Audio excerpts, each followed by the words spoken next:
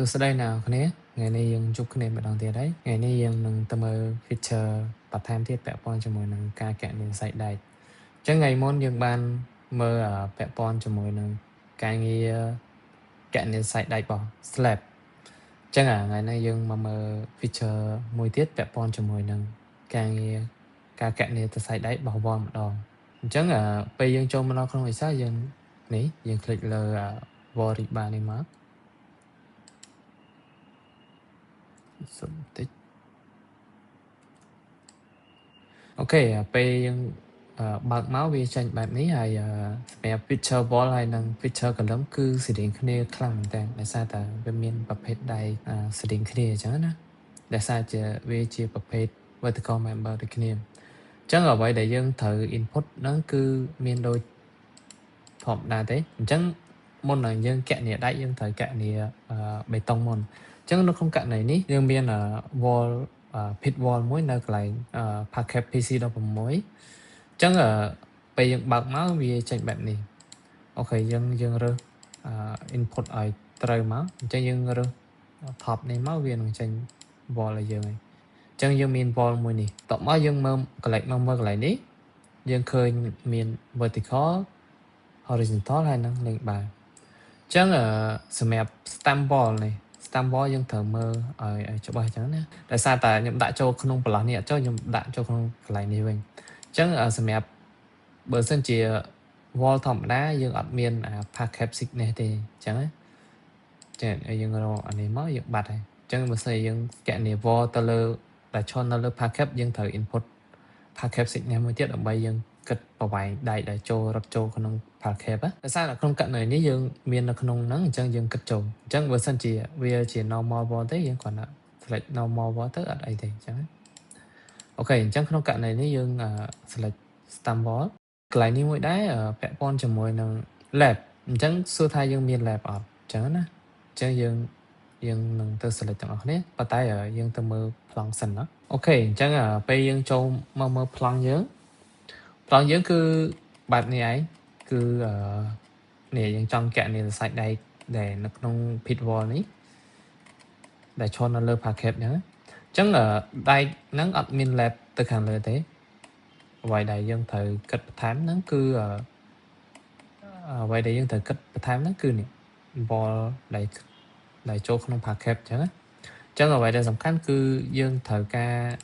input តើកន្លែង parquet thickness ទៅបានហើយអញ្ចឹងយើងដឹងថាសរសៃដែករបស់ wall យើងអត់មាន lab ទេហើយ parquet thickness គឺ8ទឹកអញ្ចឹងយើងត្រឡប់មក Excel យើងវិញមកអញ្ចឹងយើងត្រូវ untick កន្លែងនេះ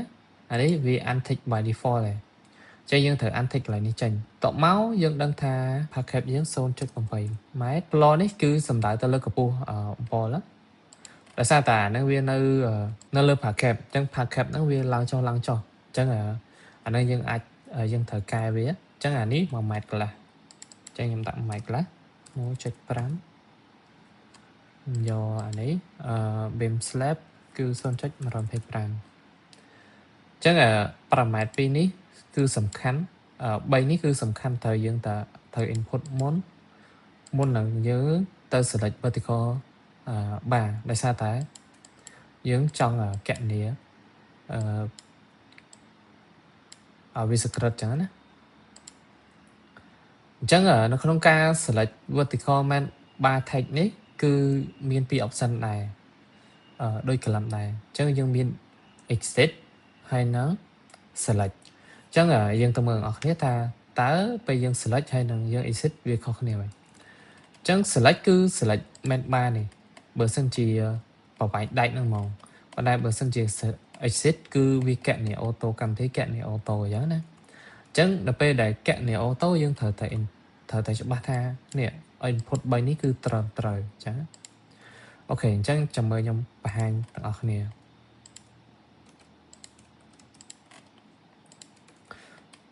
អញ្ចឹងយើងត្រូវដឹងថាចំនួនដែករបស់យើងមានចំនួនប្រមាណចំនួនប្រមាណអញ្ចឹងណាយើងគួររៀបចំមុនអញ្ចឹងណាថាអានេះដែក vertical នេះមានចំនួនប្រមាណយើងបើសិនជាគេឲ្យជា spacing បែបនេះគឺ select ទៅអត់ស្គាល់ទេអញ្ចឹងយើងត្រូវ copy វាមករៀបចំឡងឡើងនេះខ្ញុំរាប់ចំនួនវាវិញអញ្ចឹងខ្ញុំ isolate វាមក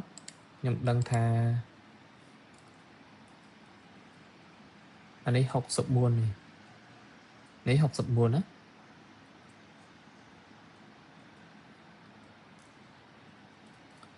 ចឹងខ្ញុំ overkill សិនដោយសារតែយើងបកការខ្លាចវា duplicate ឬក៏ជាន់គ្នាចឹងហ្នឹងអូខេអញ្ចឹងអត់មានទេគឺ object របស់យើងនេះគឺ0ហ្មងអញ្ចឹងអូខេអញ្ចឹងobject របស់យើង64អញ្ចឹងយើងអាន isolate វិញមកយើងដឹងថាវា64ហើយ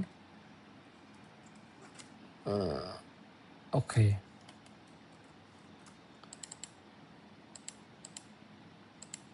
ចឹងខ្ញុំវាយលេខ64មកអញ្ចឹងយើងសរសេរមក64 db 12អញ្ចឹងយើងត្រឡប់ទៅ Excel វិញអូខេអញ្ចឹងយើងត្រឡប់ទៅ Excel វិញអញ្ចឹងយើងមក click លើប៊ូតុងនេះ select vertical bar type អញ្ចឹងយើង select មកបន្ទាប់មកយើងមាន operation type 2 exit ឬក៏ select ចឹងណាអញ្ចឹងបើសិនជាក្នុងករណីនេះគេឲ្យ section ឲ្យយើងអញ្ចឹងគេឲ្យ section ឲ្យយើងអញ្ចឹងយើងគួរទៅ select ទៅ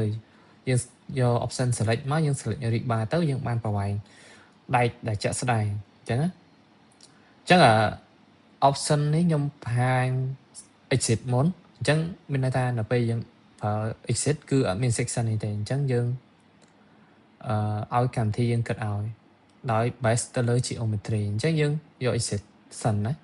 ចាំខ្ញុំទៅបង្ហាញមួយទៀតពាក់ព័ន្ធជាមួយនឹងមុខងារ select operation type select ខ្ញុំយក exit អញ្ចឹងវានឹងបានហើយនេះ64 read bar type យើង64 db 12ចំនួន64យ៉ាងម៉េច12លេខ SD 3ឲ្យកើតអញ្ចឹងខ្ញុំទៅ select horizontal មួយទៀតអញ្ចឹងយើងមកមើលប្លង់របស់យើងតើ horizontal របស់យើងspacing ប្រមាណនេះ db db 1200អញ្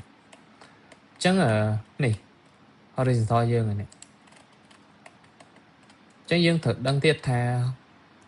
តើយើងចង់កណនាម្ដងមួយឬក៏ម្ដងទាំងអស់ដោយសារតែដែកនេះខ្ញុំកណនាម្ដងទាំងអស់អញ្ចឹងខ្ញុំចង់កណនាម្ដងទាំងអស់ដែរដោយសារតែ wall ទាំងអស់នេះគឺអានេះ10លេខ200 10លេខ200 10លេខ200 10លេខ200ទាំងអស់នេះអាពណ៌លឿងនេះអញ្ចឹងយើងចង់គិតបញ្ចូលគ្នាហ្មងអញ្ចឹងខ្ញុំ select read bar text តបមកខ្ញុំយក full ដោយសារតែនេះ re ស្មើអត់មានគិត0mid span ឬក៏ support span ទេអញ្ចឹងខ្ញុំទៅ select read bar text មកតបមកយើង select object ខ្ញុំ select ម្ដងទៅ4ហ្មងពេលខ្ញុំ select ម្ដងទៅ4អញ្ចឹងវានឹងសាំ total length ឲ្យយើងអញ្ចឹងវានឹង load ឲ្យយើងនេះវានឹងបំពេញតន័យយើងអញ្ចឹងណា10លីពីទឹកចំនួន8ដើមនេះ spacing គឺ200យើងទៅមើល AutoCAD របស់យើងថាតើដែកហ្នឹងមានចំនួនប្រមាណដើមអញ្ចឹងណាអញ្ចឹងដែកដែលវាយកមកគិតហ្នឹងគឺគិតប្រវែងនេះអញ្ចឹងណានេះគិតប្រវែងគួរតែគិតប្រវែងនេះអញ្ចឹងណាគិតប្រវែងនេះដោយសារតែយើងដក slab ហ៎តែពិតមិនមែនប្រវែងហ្នឹងទេយើងប្រវែងនេះ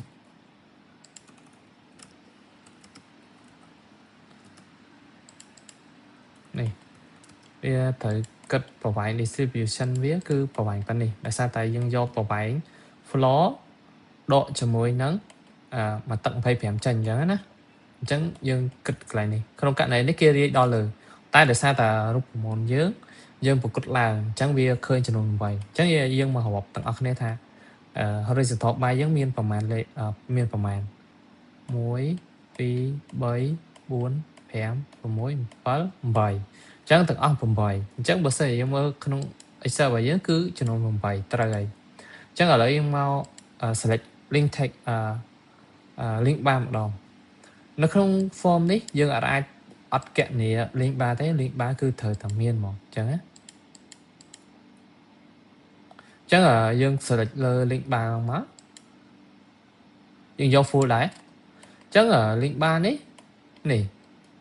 ARB 8 4 ទឹកអញ្ចឹងគឺ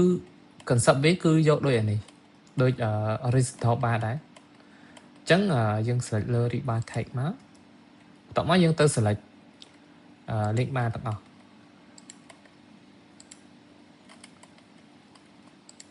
តែប៉ិតយើងចង់ធ្វើម្ដងមួយវល់ក៏បានដែរតែក្នុងករណីនេះខ្ញុំអត់ចង់ធ្វើម្ដងមួយវល់យើងធ្វើម្ដងទាំងអស់ទៅវាលឿនជាងអញ្ចឹងណា